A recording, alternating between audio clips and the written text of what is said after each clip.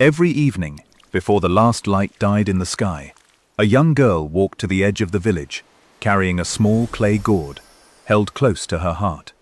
Inside that gourd was water. Not ordinary water, my friends. Water that had to be counted out by the spoonful. Water more precious than gold. Water that strong men in her village had already shed blood for.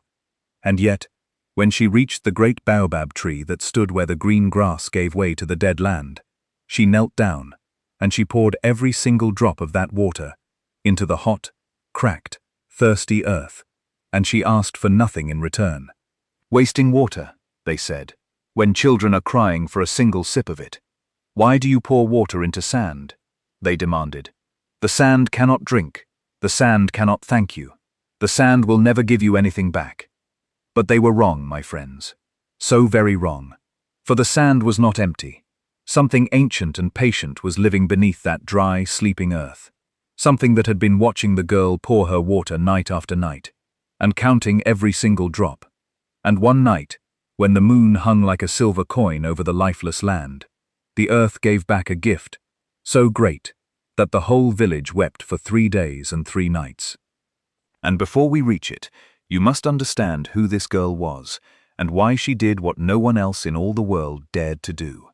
Please, hit the like button, my friends, and tell us in the comments where in the world you are watching from today. Her name was Amara, a name that her dear mother had chosen carefully, for in the tongue of their people it meant grace. She had been born in the middle of a terrible famine, so tiny and so weak that the midwives feared she would not live out her first night. But she lived, and her mother said, "This child was saved by something greater than us." Amara grew up in the village of Oguma, a village that sat at the edge of the great Sahel plains, where the green world slowly surrenders to the sand. And in her time, the village had been rich.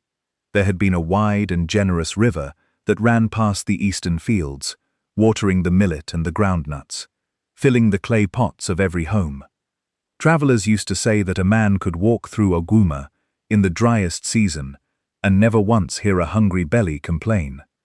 But then the dry years came, as they sometimes do. The rains that used to arrive in the month of the new moon simply stopped arriving. The river shrank to a trickle, then to a chain of muddy pools, and then to nothing at all but a long white scar of cracked earth. By the time Amara was old enough to carry a pot on her head, the river was gone, and every well in Oguma, one by one, went dry. The last well to die was the old well at the center of the village, a deep and ancient thing that the elders said had never failed in living memory. But it failed too in the 3rd year of the drought, and after that, the people of Oguma had only one source of water left, a single hidden spring deep in the forest, which was watched over by the men of the village, like a jealous treasure. Every drop of it was counted, every gourd of it was guarded, and the chief had decreed that no one, not even the oldest grandmother, could take more than their fair share. Hunger came first, and it was hunger that everyone spoke about, hunger that hollowed the cheeks of the children, hunger that made the dogs of the village grow thin and silent. But hunger was not the worst thing, my friends. The worst thing was what hunger did to the hearts of the people. Neighbor began to suspect neighbor. The man who once shared his meal with the whole compound now ate alone in the dark. And kindness, the old kindness of the village, began to wither like everything else.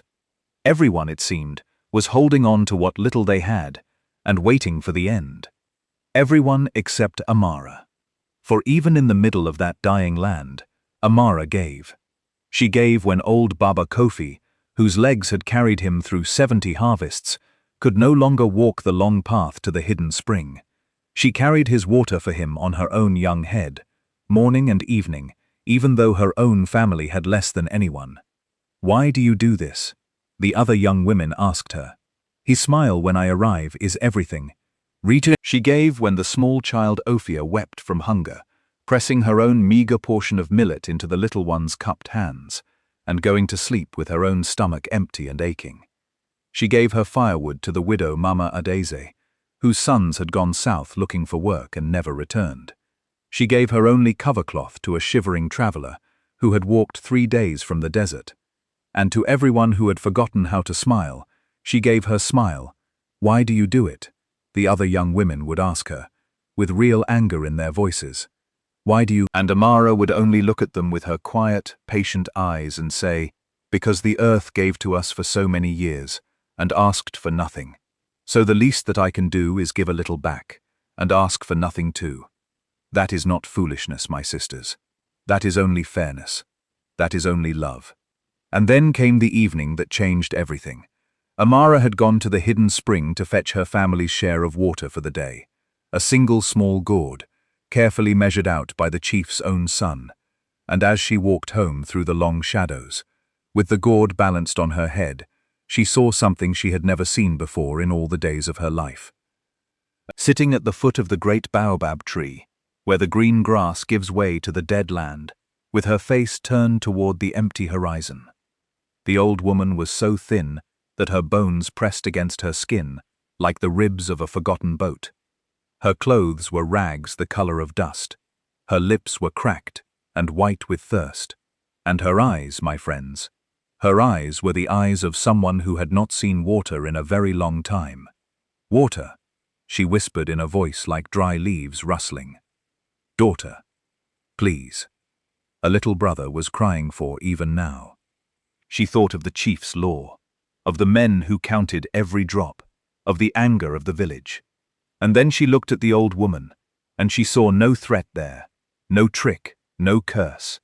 She saw only thirst, only hunger, only the same suffering that lived in every home in Ogwuma. And being exactly who she was, Amara did not hesitate for even one moment. She knelt down in the dust, and she poured half of her family's water into the old woman's cupped hands. Half.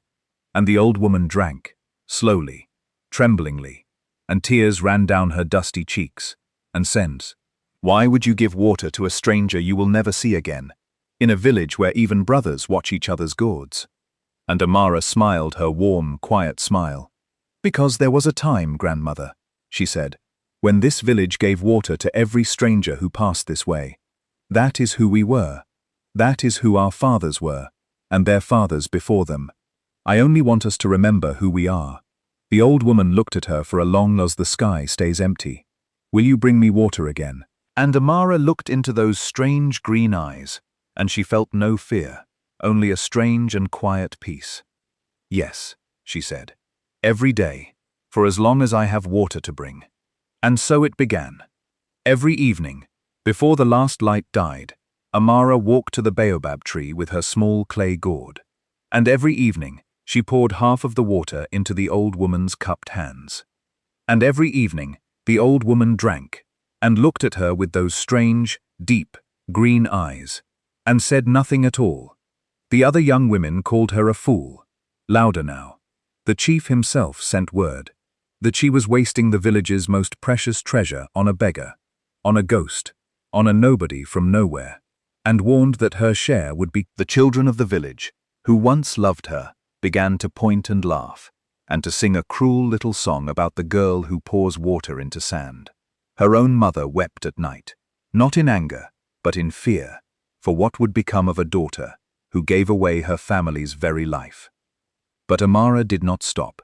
She could not stop, because every time she poured that water, she remembered the words her mother had spoken over her cradle, that she was grace, that she was what a good heart looks like, and she had decided, in the quiet of her own heart, that she would rather die of thirst, being who she was, than live 100 years, being who. The water that once came up in a clear, cold rush now came up slowly, brown and bitter. The chief called a great meeting of the whole village under the old meeting tree, and he told them the truth. "We have water for 1 week," he said, his voice breaking like dry wood. 1 week, and then the spring will be finished, the last drop will be gone, and we will all die of thirst in this place, under this empty sky. A terrible silence fell over the village. Men looked at their wives, and their eyes said what their Mara. She is the one who throws our water into the sand. Every night, she is the one giving our water to the desert witch, to the ghost woman at the baobab tree. She has cursed us, and the rage that had been building in the hungry hearts of the people for 3 long years finally broke. the way a dam breaks, the way a storm breaks, all at once. They dragged Amara from her home as the sun went down, her mother screaming and reaching for her. They bound her hands with rope, rough and tight, and they marched her through the village, and the people lined the path and shouted, "Where is your water now? Foolish girl, where is your kindness? Now. Where is your stranger now, while we all die?" And they brought her to the great baobab tree, and the old woman was there, sitting in exactly the same place she had been every evening, waiting, as she had promised, for as long as the sky stayed empty. "Arusha," said the old woman, and her voice was no longer the voice of dry leaves rustling. It rolled across the land like distant thunder. "Arusha. No. Her name," she said, rising slowly to her feet, "her name is not Arusha. The mob stopped. The mob stopped. The mob stopped. I have walked this land," she said, and her voice was the voice of the deep places of the world, since before the first village was raised, since before the first seed was sown. I am the one your grandmothers called Mother Earth. I am the one your fathers prayed to in the season of planting. And I have sat at this tree for one full turning of the moon, and I have watched this village with my own ancient eyes. I have watched you hoard your water while your neighbor went thirsty. I have watched you count your drops, drop by drop, while children cried for a sip. I have watched you close your doors, and your hands and your hearts, until you became poorer than any famine could ever make you. For a man can lose his fields and keep his soul, but a man who loses his kindness has lost everything, even if his granary is full to bursting. But this one," she said, and she turned her deep green eyes, glowing now like emeralds in the dusk, on Amara, kneeling in the dust with her bound hands. "This one alone remembered who you are supposed to be. She gave me half of her family's water, night after night, while you hoarded yours. She gave although she had nothing, while you held on although you had everything. She is the only reason the earth, your mother, the mother of us all, is going to weep for you again." Then Mother Earth knelt, and she pressed her two great hands into the dry earth at the foot of the baobab tree, exactly where Amara had poured her water every evening. And she spoke one word, a word in the old tongue, the first tongue, the tongue of the earth itself, a word that no living person could pronounce and no book could write. And the earth that had been dead for 3 years began to tremble. The trembling became a rumble, deep and growing, and then, my friends, the ground split open, and water burst up from the belly of the earth in a great silver column, cool and clear and endless. Water that tasted like the first rain of a new season. Water that ran and would never stop running. It ran down the face of the baobab tree and made it green. The villagers wept, they drank, they filled their calabashes and their pots and their gourds, and still the water came, spreading out across the dead fields, waking the sleeping seeds, turning the cracked earth green, before their very eyes. So I give you back mine, and I ask for nothing either. That, child, is the deepest law of the world. Kindness given freely is never lost. Never. It falls into the earth like a seed, and the earth remembers. It is not gone, my child. It is only planted, and when the time is right, the earth gives it back, 1,000 times over, often in a form more beautiful than anything you could ever have dreamed. And with those words Mother Earth sank slowly back into the ground, and the great baobab tree flowered for the first time, in living memory. White blossoms glowing in the dusk, like stars that had fallen from the sky, and the great baobab tree. The spring that Mother Earth had opened never failed again, not in the driest year, not in the hardest season, not in all the generations that followed. The fields came back, green and gold. The children grew fat-cheeked again, and their laughter returned to the water like birds returning to a forest. And the river, the old river that everyone had mourned as dead, rose once more, and ran silver across the eastern plains, wide and generous as it had been in the oldest songs. And the people of Agwuma learned something that famine had almost made them forget, something that hunger had nearly stolen from them forever. They learned that wealth is not measured in gourds of water or sacks of millet, but in the open hands and the open hearts of a people. The chief's son was the first to carry water to old Baba Kofi, and he carried it every day for the rest of the old man's life. The young women who once mocked Amara were the first to share their meals with the hungry, until sharing became a habit, and the habit became who they were again. The children who once sang the cruel little song were the first to plant trees along the new river, so that the shade would always be there for travelers. And Amara lived a long life, and she was loved by everyone, and she never once stopped walking to the baobab tree in the evening, and she never once stopped pouring a small gift into the earth. Sometimes it was water, sometimes it was a handful of grain, sometimes when her hands were empty, it was a song. For she understood better than anyone in all the world the one true thing that this story has to teach us. That what is given with an open heart is never lost. It falls into the earth like a seed. It flows out from us, like a river flowing to the sea. And though we may not see where it goes, it always finds its way back home to us again, in the fullness of time, often in a form more beautiful than anything we could ever have dreamed. So give, my friends. Give a cup of water. Give a handful of food. Give a moment of your time. A kind word. A warm smile. A hand held out in the dark. And trust that the earth, like the good hearts of the good people of this world, is always listening. Thank you for joining us for this story. If it touched your heart, please subscribe to our channel and click the bell so you never miss a tale.